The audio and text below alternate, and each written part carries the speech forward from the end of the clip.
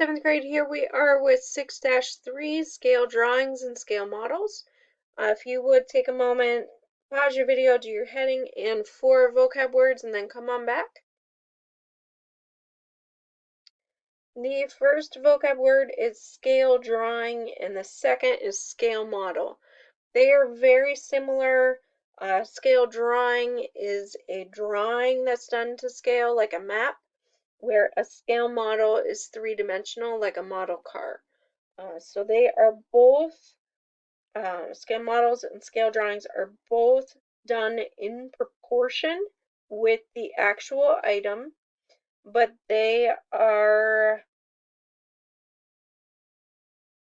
a representation of what the size of that item looks like. So everything, all the measurements are kept in proportion with the actual item. You use a scale to do that.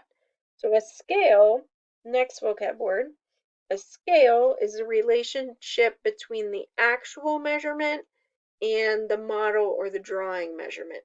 So you're talking about, like on a map, every inch, so 1 inch equals 2 miles. There's some scale like that that is used for every single measurement on that map. A scale factor is very similar. You're taking that scale and you're changing it so that it looks like a ratio. So when we have, like I said, 1 inch equals 2 miles, that would be your scale. A scale factor would take that and just represent it like a ratio. So we would say 1 to 2 here.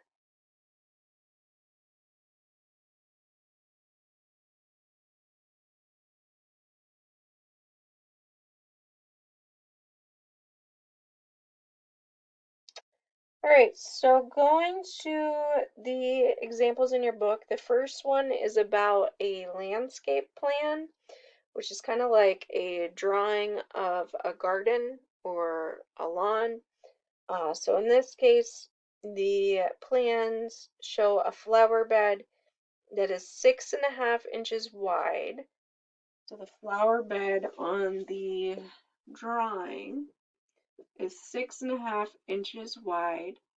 The scale for the drawing is 1 inch equals 4 feet. So for every inch on this drawing, it's actually going to be 4 feet in the real garden.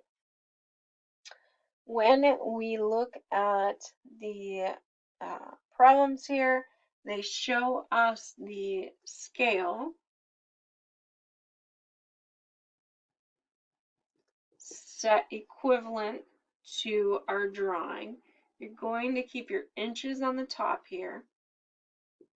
So we're saying 6.5 inches, and we don't know how many feet that's going to be. So this is how you would set this up, and then you're going to solve it just like we did in 6-2. We're going to cross multiply. So 6.5 times 4 would be 26. This is already 1, so we can just say x equals 26. We know that the actual garden is going to be 26 feet wide. That would be your answer there. To figure out our scale factor, we actually need, and I erased it, but I think I messed this up in your notes. Let me try. I can't remember what I had put. So let me show you this one.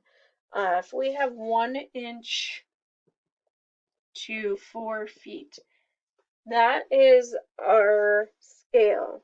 If we want to figure out our scale factor, we need to change those both to the same unit of measurement. I can't remember exactly what I had done before. I think I had some amount of inches to some amount of miles, so I would have had to change them both to inches or miles. This one, I'm going to change both of these to inches because that just makes sense. if we would try to change this to feet, we'd get a decimal, and we don't really want to deal with that. So we're going to change this to inches. We're going to have 1 inch, 2, and there are 12 inches in every foot, so we'd multiply that times 12 and get 48 inches. So our scale factor here is 1 to 48. So every 1 inch on the drawing equals 48 inches in the real garden. Example 2, we have a scale model, and they're actually talking about the Lincoln Memorial here, which is pretty awesome in Washington, D.C. If you've never seen it, I hope you get to soon because it's very cool. When you walk into that monument, you walk kind of through some columns in the front, and you walk into the whole memorial, which is very awesome, and there's a statue of Abraham Lincoln. So they are comparing that actual statue to a model of the statue that you can buy in the gift shop. And they say that the actual marble statue is 60 feet high, and the scale of the model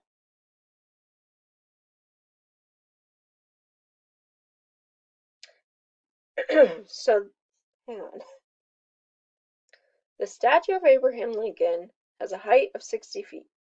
Suppose a scale model of the chamber has a height of 4 inches. So the real thing is 60 feet tall.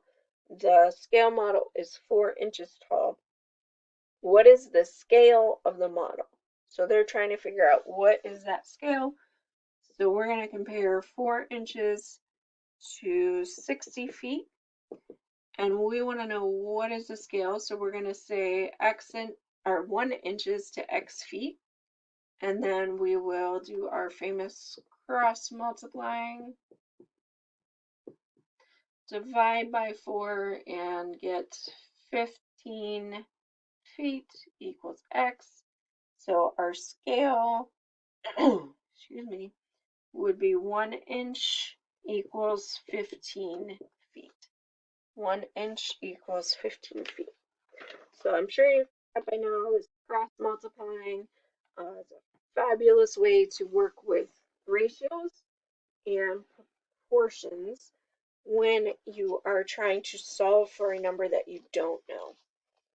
The last problem here is about designing a room that is 20 feet long by 12 feet wide. They're going to make a scale drawing of the room, and it tells you what their scale they're using is. So we're thinking about a room that's 20 feet by 12 feet.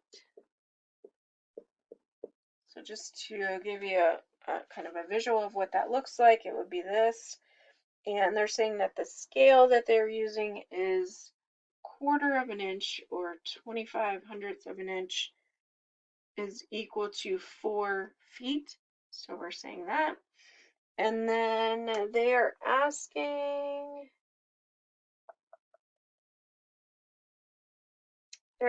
us to figure out how long and how wide this room would be on the drawing then.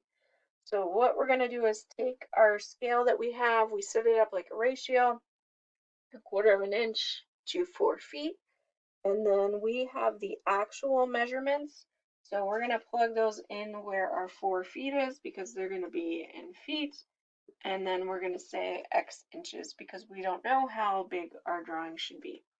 So to my x, we're going to cross multiply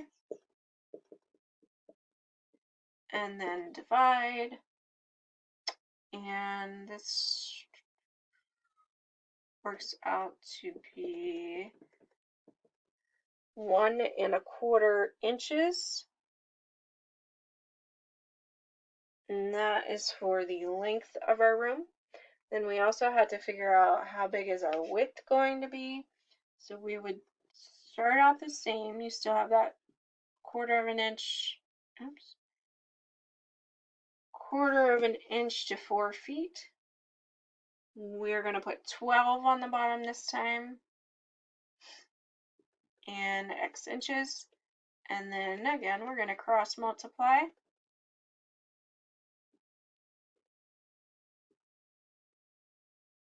Divide by 4, and we will get 75 hundredths of an inch or 3/4 of an inch for our width. So our drawing then, we're going to not use the real dimensions because that would be an enormous drawing. We're going to make our drawing 1 25 hundredths of an inch by 75 hundredths of an inch. That's going to be our scale drawing. What I would like you guys to do is try a few of these, and then we are going to go over them. So I would like you to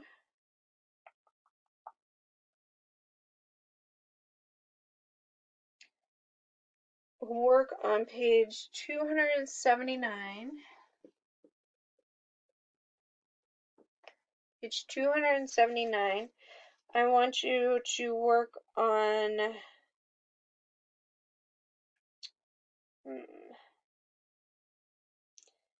I'm going to do a little bit differently. We're going to do 8 and 9.